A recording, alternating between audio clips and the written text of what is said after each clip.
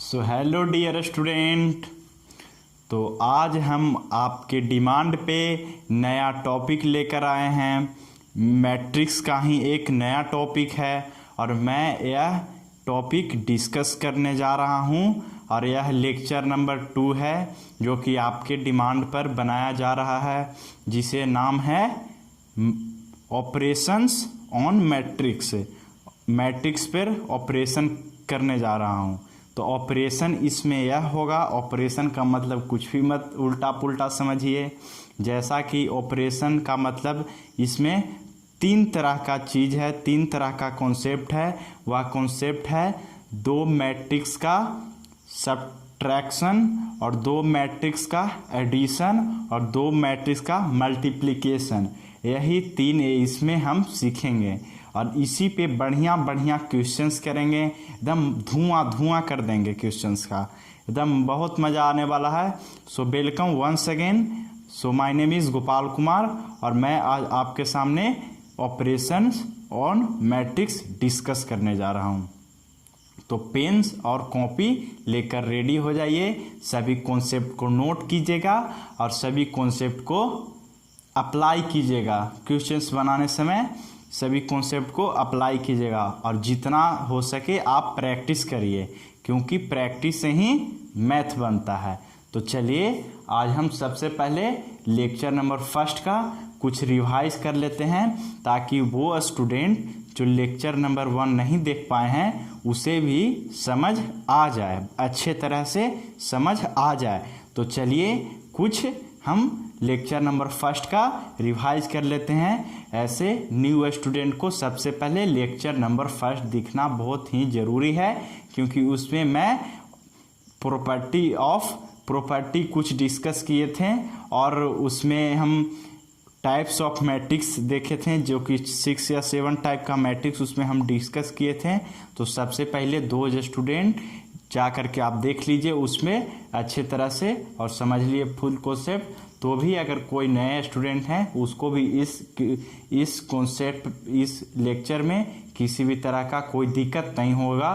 तो आइए सबसे पहले यह देख लेते हैं। लेक्चर नंबर 1 में रो एंड कॉलम सबसे ज़्यादा डिस्कस किया गया था। तो रो इसे डिनोट करते हैं स्मॉल आई से, और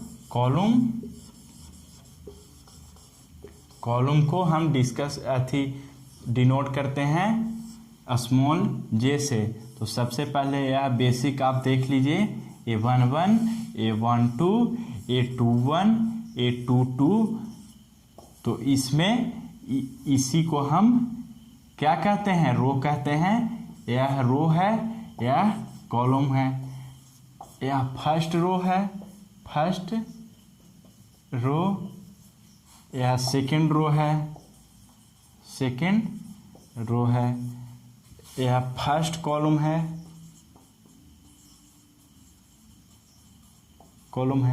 यह सेकंड कॉलम है। और मैं आपको बताया था कि यह कितना बाई कितना ऑर्डर के है, तो 2x2 ऑर्डर का है। 2 रो है और 2 कॉलम है। तो जैसा कि आप देख रहे होंगे, यह आप बहुत ही अच्छे तरह से अगर लेक्चर नंबर 1 देखे होंगे तो आपको यह समझ में आ रहा होगा। और कुछ प्रॉपर्टी मैं आपको रिवाइज करवा देता हूँ। जैसा कि मैं बताया था 6 टाइप का प्रॉपर्टी, उसमें column matrix, row matrix, square matrix और स्केलर मैट्रिक्स, डायगोनल मैट्रिक्स और आइडेंटिटी मैट्रिक्स, जिसे हम यूनिट मैट्रिक्स के नाम से भी जानते हैं, और नल मैट्रिक्स। बस यही 6 first row matrix, row T matrix और मैट्रिसेस भी इसको बोल सकते हैं। रो मैट्रिक्स किसे कहते हैं? जो रो का ऑर्डर में हो। और कॉलम मैट्रिक्स,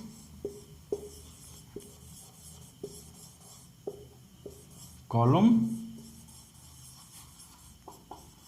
मैट्रिक्स जो कॉलम का रो में हो, कॉलम में हो। और थर्ड हो गया स्क्वायर मैट्रिक्स। स्क्वायर यह बहुत ही इंपॉर्टेंट है, जिसका रो एंड कॉलम इक्वल होता है, उसी को हम स्क्वायर मैट्रिक्स कहते हैं। I is equal to J, इसी को हम स्क्वायर मैट्रिक्स कहते हैं। और फोर्थ हो गया scalar matrix. Scalar matrix,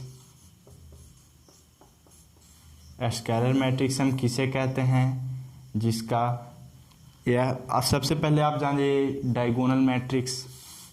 diagonal matrix किसे कहते हैं, डायगोनल मैट्रिक्स पर ही स्केलर मैट्रिक्स आधारित है। डायगोनल मैट्रिक्स जिसे हम DIAG भी कहते हैं। क्या कहते हैं, DIAG। क्या कहते हैं, DIAG, शॉर्ट में इसे हम DIAG भी हम लिखते हैं। तो डायगोनल मैट्रिक्स किसे कहते हैं, इसे कहते हैं।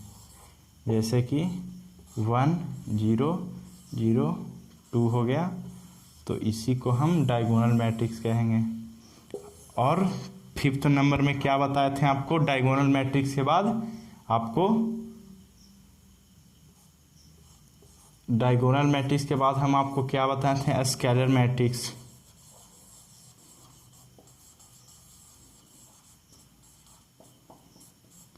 स्केलर मैट्रिक्स तो यह भी करीब करीब सेम ही है। यह आप देख लीजिए, जिसका सभी डायगोनल में जिसका सभी एलिमेंट सेम हो, उसी को हम स्केलर मैट्रिक्स बोलते हैं। जैसे कि √3 0 0 0 0 0 0, तो इसी को हम स्केलर मैट्रिक्स कहेंगे। क्या कहेंगे, स्केलर मैट्रिक्स। और यहाँ पे मैं बता देता हूँ, यह फिफ्थ था। यह सिक्स्थ क्या, आइडेंटिटी मैट्रिक्स। आइडेंटिटी मैट्रिक्स जिसे हम आई से डिनोट करते हैं, और इसे हम यूनिट मैट्रिक्स भी कहते हैं। क्या कहते हैं, यूनिट मैट्रिक्स भी कहते हैं। तो जैसा कि आप देख सकते हैं, इसे यह भी एक तरह का डायगोनल एलिमेंट ही भी होता है, लेकिन इसका सभी डायगोनल में एलिमेंट होता है 1 1 और सभी एलिमेंट होता है 0। जैसे कि यह आपका आइडेंटिटी मैट्रिक्स हो गया, जिसे हम आई से डिनोट करते हैं, और इसे यूनिट मैट्रिक्स के नाम से भी जाना जाता है। और सेवेंथ में हो गया नल मैट्रिक्स। नल मैट्रिक्स में आपको बताया था शून्य मैट्रिक्स, जो कि 0 0, जिसका सभी एलिमेंट 0 हो, तो यही आपका नल मैट्रिक्स हो गया। आपको पता हो, रिवाइज किए होंगे अगर सेट क्लास 11 का, तो उसमें मैं आपको उसमें भलो वो अभी तो नहीं बनाया हूँ, उसमें आपको यह जिक्र हुआ होगा। नल सेट उसे बोलते हैं, सेट्स में नल सेट बोलते हैं, और यही मैट्रिक्स में उसके नल मैट्रिक्स बोलते हैं। 0 मैट्रिक्स वही है जिसका सभी एलिमेंट 0 हो। तो यह था लेक्चर नंबर 1 का सभी रिवाइज। तो आप इसके बाद हम चलते हैं लेक्चर नंबर 2। यह लेक्चर नंबर 2 है, तो इस पे हम बहुत ही अच्छे कॉन्सेप्ट के बारे में जानेंगे। इसमें 3 कॉन्सेप्ट है, subtraction of 2 matrix and addition of 2 matrix और मल्टीप्लिकेशन ऑफ 2 मैट्रिक्स। तो चलिए यह चालू करते हैं ऑपरेशन ऑन मैट्रिक्स। क्या,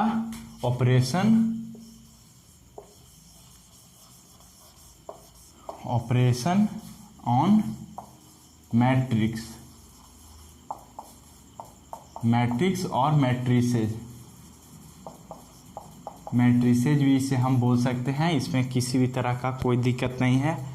तो इसमें हम यह पढ़ेंगे कि 2 मैट्रिक्स को हम कैसे जोड़ते हैं, 2 मैट्रिक्स को हम कैसे घटाते हैं, 2 मैट्रिक्स को हम कैसे गुणा करते हैं। फिर से सुन लीजिए, 2 मैट्रिक्स को ऑपरेशन ऑन मैट्रिक्स को का डिफिनेशन पहले सुन लीजिए। The process of the process of addition,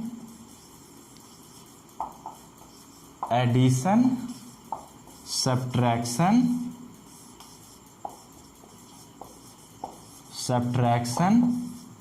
and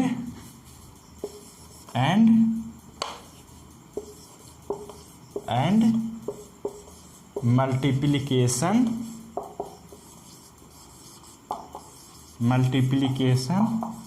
of two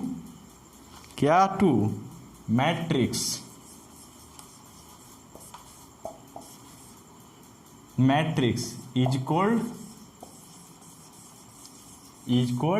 addition, is called operation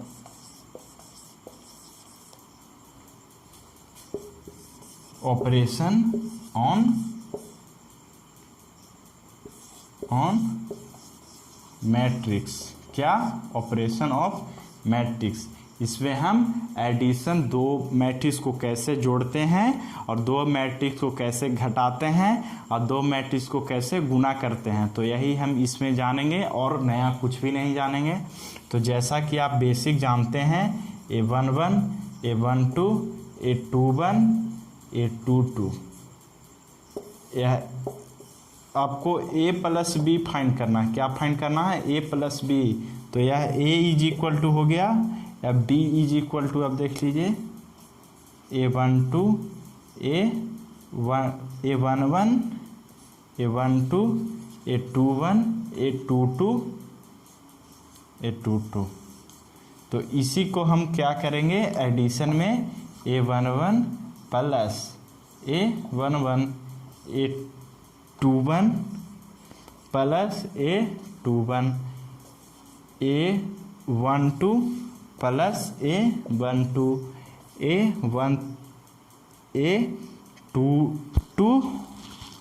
A22 है, A22 है, A22 प्लस A22।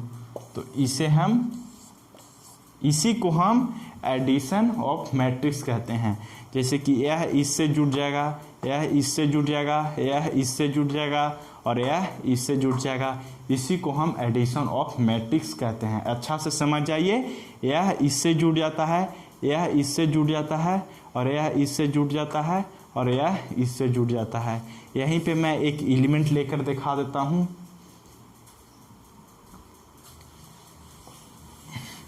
अच्छे से स्क्रीनशॉट ले लीजिए मिटाने वक्त, जैसे कि मैं उधर लाने जाता हूँ डस्टर, तो आप इसे पॉज कर करके उतार लीजिए अच्छे से और नोट्स एकदम रेडी रखिए। नोट्स एकदम निकाल कर पढ़ते रहिएगा, एनी टाइम नोट्स सामने रखते रहिएगा और इसे अच्छे से नोट्स करते रहिएगा। तो जैसे कि हमें फाइंड करना है a प्लस बी और a इज इक्वल टू 1 2 2 1 दिया हुआ है और b इज इक्वल टू 5 6 6 1। तो a प्लस बी क्या होगा? a plus B is equal to 1 plus 5 6, 6 plus 2 8, 2 plus 6 8, 1 plus 1 2। तो यही आपका एडिशन ऑफ मैट्रिक्स हो गया। तो आई होप आप अच्छे से समझ गए होंगे। यहाँ पे कुछ भी हो सकता है, रूट में भी हो सकता है, कुछ भी में भी हो सकता है। अब हम a माइनस बी फाइंड करते हैं, a माइनस बी। तो इसी में जैसे कि यह देखिए a माइनस बी फाइंड करने को कहेगा, तो इसमें क्या करेंगे कि सभी में माइनस से माइनस कर देंगे। अब माइनस वाला प्लस हो जाएगा, बस और कुछ भी नहीं करना है। तो इसी को हम क्या करेंगे कि 1 माइनस 5 क्या हो जाएगा? -4, 2 माइनस 6, 2 माइनस 6 -4, 2 माइनस 6 -4 और 1 माइनस 1 0। तो यही आपका सब्ट्रैक्शन हो गया। क्या हो गया? सब्ट्रैक्शन हो गया। सब्ट्रैक्शन को और अच्छे से समझते हैं और इसके बाद मल्टीप्लिकेशन करेंगे, सिखा देंगे, और इसके बाद हम धड़ाधड़ एकदम अच्छे से धुआं धुआं कर देंगे क्वेश्चंस का। क्या कर देंगे? धुआं धुआं। तो चलिए देखते हैं।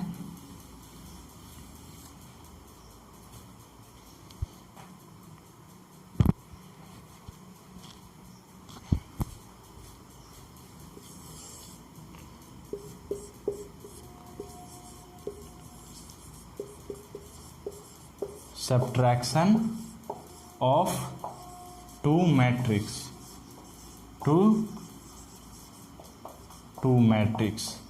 तो जैसा कि यहाँ पे कह रहा है a माइनस बी फाइंड कीजिए। a इज इक्वल टू 2 3 4 5 और यहाँ पे बोल रहा है b इज इक्वल टू 3 1 1 3।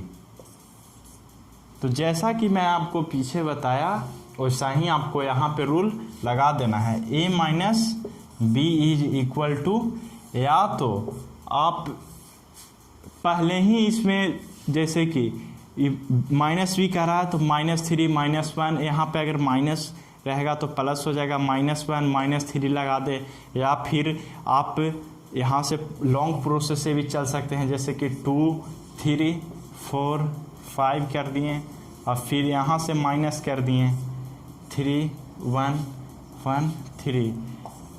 यहाँ से अगर माइनस कीजिएगा तो यह लॉन्ग प्रोसेस से हो जाएगा, और वहीं से आप माइनस मान के वहाँ पे चलिएगा, माइनस का प्लस का माइनस और माइनस का प्लस, तो आसानी से एक ही स्टेप में आपको क्वेश्चंस सोल्व हो जाएगा। तो जैसा कि आप यहाँ पे चलिए 2 -3 -1 4 -1 3 3 -1 2 5 -3 2। तो यह आपका आंसर हो गया।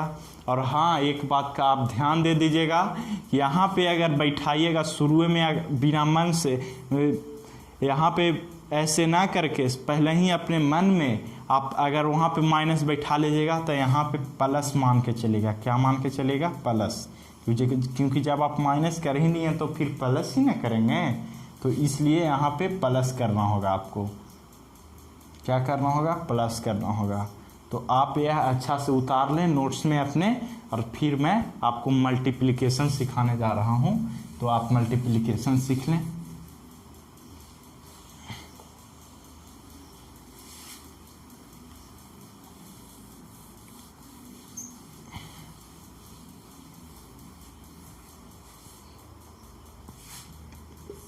अभी क्या सीखेंगे? Multiplication of matrix.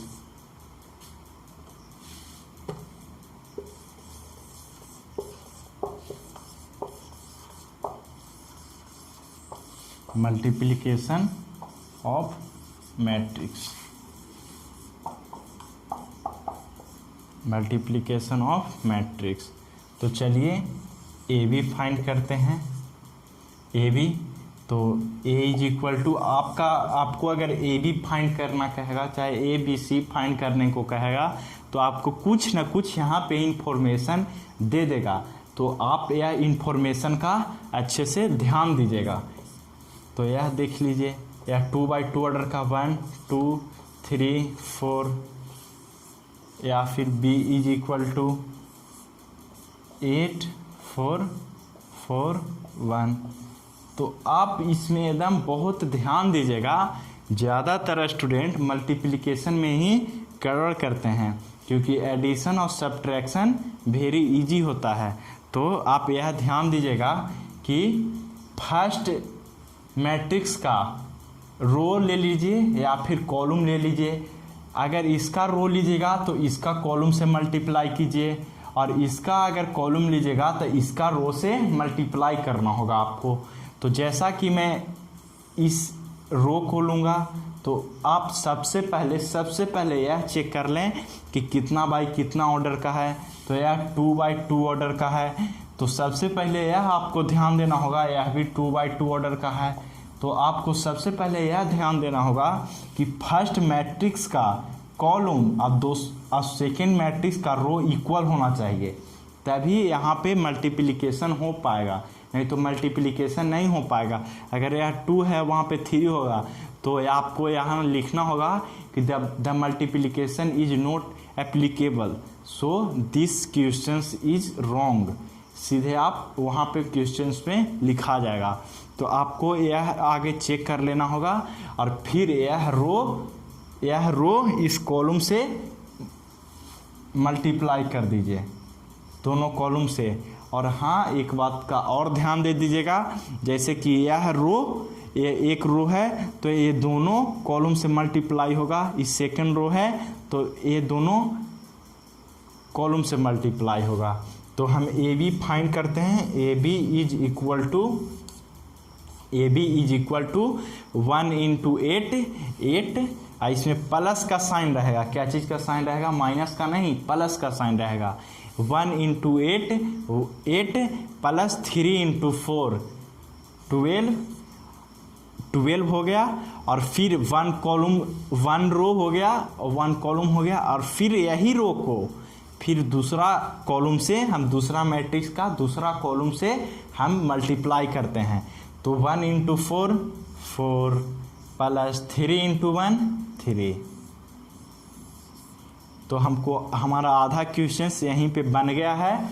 फिर सेकेंड रो को फिर ए दोनों कॉलम से मल्टीप्लाई करते हैं। तो 8 इंटू 2 16 प्लस 4 इंटू 4 16, 4 इंटू 4 16।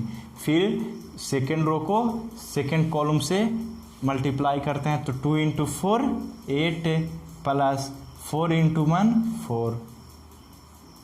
तो आपका यहाँ पे फाइनल आंसर यह आ गया 12 8 20 और 4 3 7। तो 20 और यहाँ पे 7 16 16 32 और 8 4 12। तो 32 और 12 यही आपका फाइनल आंसर आ गया। तो यह 2x2 ऑर्डर का है। अब मैं आपको 3x3 ऑर्डर का क्वेश्चंस बताता हूँ। 3x3 ऑर्डर का आप क्वेश्चन से अच्छे से समझ लीजिएगा। तो एनसीईआरटी का क्वेश्चंस मैं करवा देता हूँ, नहीं तो आपको मैं अपने मन से ही 3x3 ऑर्डर का पहले बता देता हूँ, उसके बाद क्वेश्चंस में ही प्रैक्टिस करेंगे। क्या करेंगे? क्वेश्चंस में ही प्रैक्टिस करेंगे। तो जैसा कि हमें ए बी फाइंड करना है और यहाँ पे 1 2 3 4 5 6 7 8 9, यह मैं फर्स्ट एलिमेंट ले लिया। ए इज इक्वल टू यह दिए हुए है और बी इज इक्वल टू दिए हुए है 8 9 7 6 4 2 3 1 8। तो यह ए बी दिया हुआ है। आप यह सबसे पहले यह चेक कर लें कि कितना बाई कितना ऑर्डर का है। तो यह 3x3 ऑर्डर का है, यह भी 3x3 ऑर्डर का है। तो इसका कॉलम और इसका रो इक्वल होना चाहिए, तभी मल्टीप्लिकेशन अप्लीकेबल होगा, नहीं तो मल्टीप्लिकेशन अप्लाई इसमें नहीं होगा।